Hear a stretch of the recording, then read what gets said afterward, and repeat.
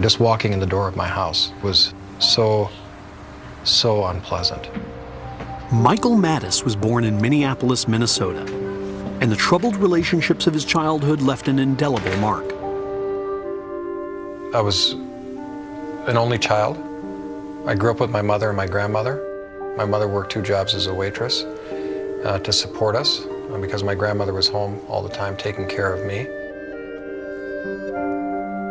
The lid came off that predictable situation by 2 events. My grandmother died, which left us in a void, and then my stepfather came in.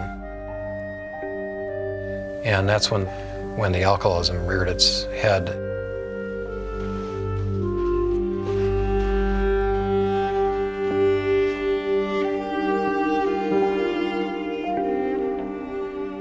My mother would be in bed. My stepfather would be up in a chair with cocktail in hand. My mother would be bedridden for maybe up to a month. And she would even call for me in a drunken tone to bring her a drink or food or something like that. I was, of course, bitter and angry about what was now going on. In essence, I'd lost my mother, the mother that I had known, to this alcoholic life. And that's when I began to really start living more on the streets and started to get into trouble with my friends, my new family. And the trouble started simply with shoplifting, escalated to burglaries, car thefts, so that we were pretty much running around doing what we wanted. Right over here was my friend's house. He used to deal LSD right out of the back of the house there, a good source for all of us at the time. I and my friends, we'd just do everything in our power to find ways to alter our mood. We'd, drinking, drugs, LSD, speed, you name it. It was pretty much anything we can get our hands on. Right up here on the left is a house that we were all holed up in, and we were busted up there by a very spectacular bunch of police outside, and they had us right over here in front of this house, all of us pinned down, handcuffed on the ground. I was arrested 24 times total. The vast majority of that was for car theft, occasional break-ins, and other sorts of misdemeanors, drunken behavior, disorderly stuff, and the like. But I remember every time going down to the juvenile detention center with its drab green cement walls, and just a profound sense of depression that would occur within me, and just the hopelessness. And to this day, I can remember the deep, gut-wrenching depression that I would come over me in a wave. I don't know what the future holds.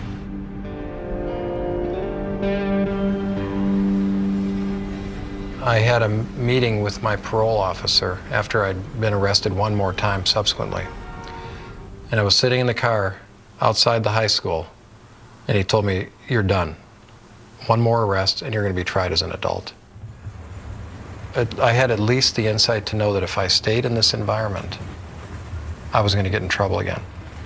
Although many of his friends would soon be in prison, fate had something different in mind for Maddaus, whose life was changed forever by a single social connection. I got a job at a very high-end furniture store that sold very expensive modern furniture. It's an environment that allowed me to learn a lot about the other side of life, where there was money, culture, art, wine, and the like. And this is something I had not experienced before, so it allowed me to become aware of this as a possibility. But the real transition for me in terms of helping to guide me came through fluke interaction that I had in delivering furniture to a surgeon. It was a very big job that we had, and I ended up going out there multiple times to install custom-made furniture. And so I got to know him. For whatever reason, he saw something in me, and he decided to take me under his wing. Oh, I see. My first impressions of Mike when he first came in the door, there was a spark there that was blatantly obvious to me. And his persistence in pursuing our relationship was conspicuous, and it was infectious. I read a letter to the dean of the medical school. I mean, it makes no sense. I wouldn't do it today. Right. I would go out to his house on Saturdays and just hang out with him, and he might take a nap on the couch while I would sit there and watch football or something. But when it came time for me to ask him questions and get some guidance, he always gave me the right advice. He said, I had a difficult time even getting a high school diploma, and I haven't been to college, and I can't read, and I can't add a column of numbers together. And my response to that was, well, just do it. He saw worth in me, and it could be developed. And that was what decided my fate. I'm a full professor of thoracic surgery in the Department of Surgery at the University of Minnesota. And I landed upon surgery when I got onto the rotation as a medical student.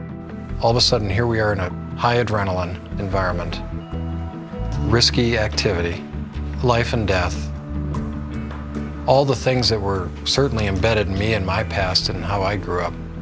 I fit in just perfectly. The story of Mike's life illustrates beautifully what happens in childhood, and going down a dark road doesn't doom you. That you can turn your life around, and you can construct a new life with the help of other people. Psychologist Ann Maston studies how children respond to adversity. She became interested in Maddaus because of the way he used his adult relationships to overcome a troubled youth. He encountered people who began to care about him. He connected with mentors who opened doors for him and coached him.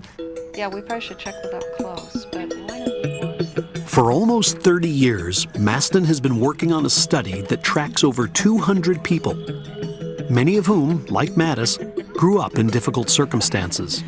We recruited them when they were 8 to 12 years old, and then we followed them up after about 7 years, 10 years, and then 20 years.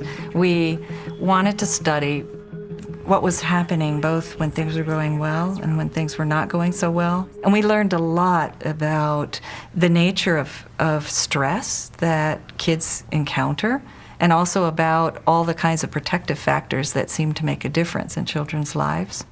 Maston's findings tell us that the key to overcoming childhood adversity lies in developing strong relationships with competent and caring individuals, regardless of how or when we meet them.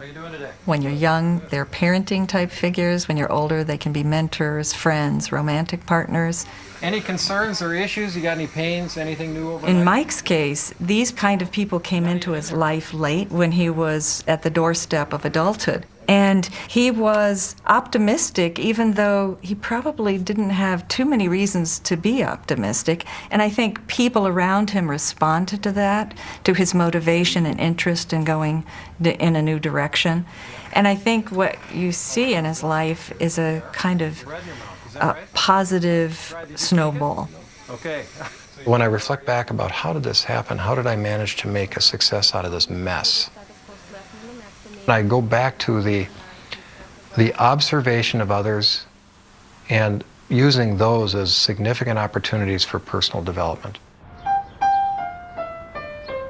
Without a doubt, one of the most important things that bring me happiness is being engaged in my family, in taking care of them, in fostering my children's development, in being a good husband to my wife. These are sometimes trite comments that people make, you know, being a good husband, being a father, and all that stuff, but I actually mean it, and it's something I came to learn. It wasn't something that was just immediate. For me, happiness means being engaged in things that involve other people and being committed to something that is about other people.